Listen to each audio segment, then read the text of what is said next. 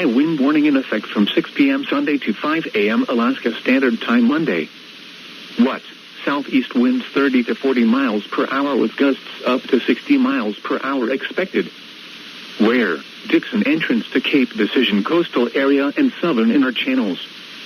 When? From 6 p.m. Sunday to 5 a.m. Alaska Standard Time Monday. Impacts. Down trees and power lines with widespread power outages are possible with damaging winds. Travel may be difficult, especially for high-profile vehicles. People should avoid being outside in forested areas and around trees and branches.